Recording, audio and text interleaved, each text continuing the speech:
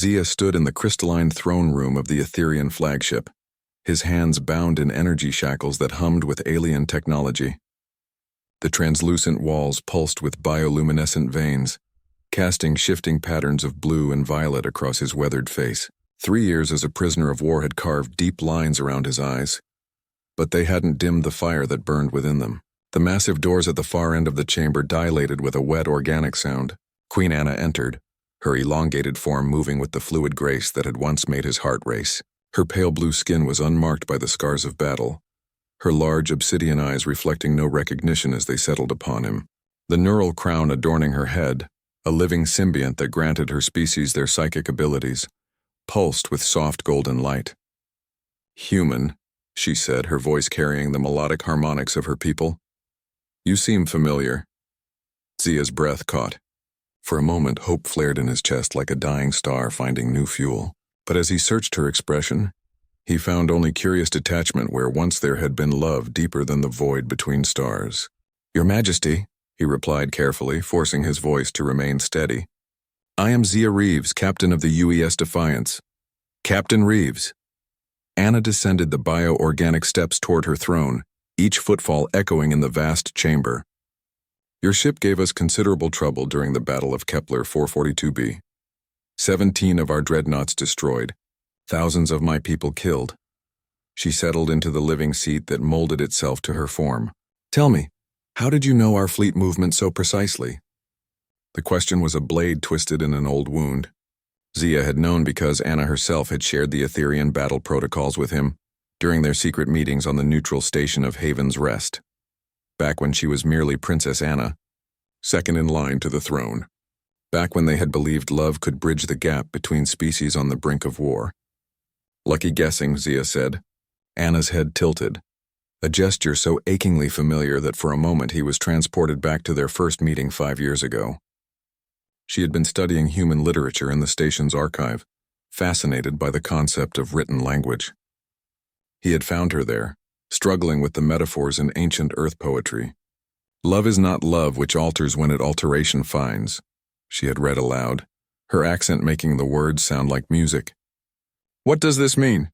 Now watching her study him with clinical interest, Zia wondered if the irony was lost on the universe or if it was simply cruel. "Our interrogators have been most thorough with your crew," Anna continued. "Yet they claim to know nothing of our tactical weaknesses. Strange, considering how effectively you exploited them." "My crew are good people," Zia said firmly. "They don't deserve whatever you're doing to them.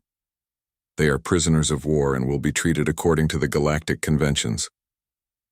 Anna's expression softened slightly. "I am not a monster, Captain, despite what your propaganda might claim." "You're not," Zia thought. "You're the woman who wept when you told me about the dying gardens on your homeworld. You're the one who spent 3 days helping me recover from Terran flu, even though it could have killed you. You're the one who said you'd rather die than see our peoples destroy each other. The war has been difficult," Anna said, rising from her throne to pace before a massive viewport that showed the stars wheeling by. "Sometimes I feel as though I've lost pieces of myself. My advisors tell me this is normal.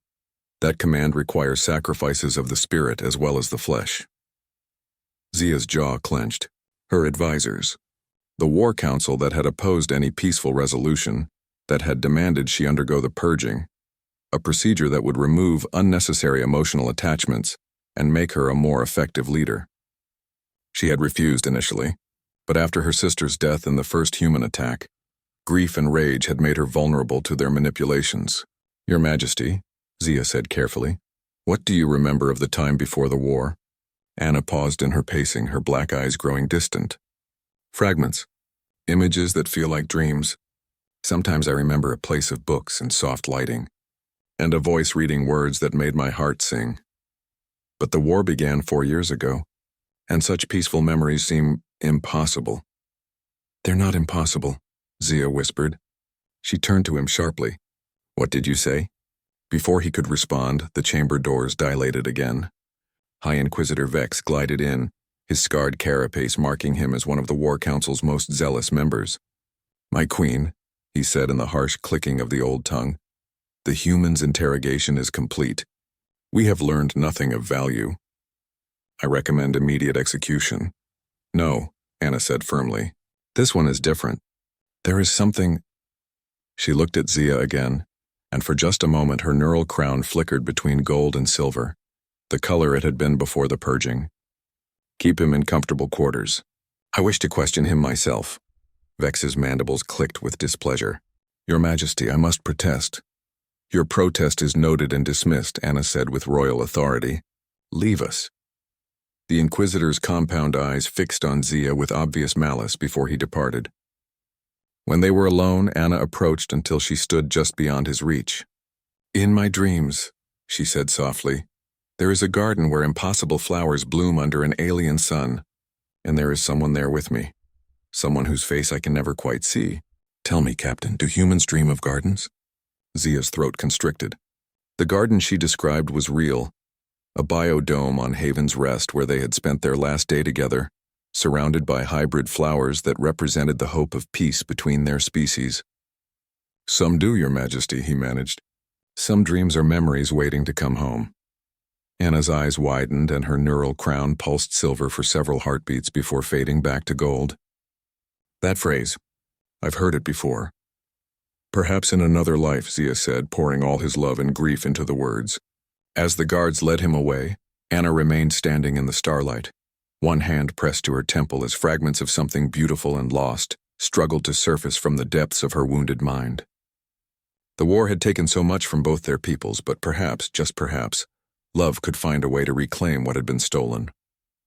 In his cell that night, Zia stared up at the alien constellations and whispered the words she had once written for him. Love is not love which alters when it alteration finds. Tomorrow, he would continue the most important battle of his life, not against the Etherians, but for the heart and soul of the woman who had once promised to build a bridge between the stars.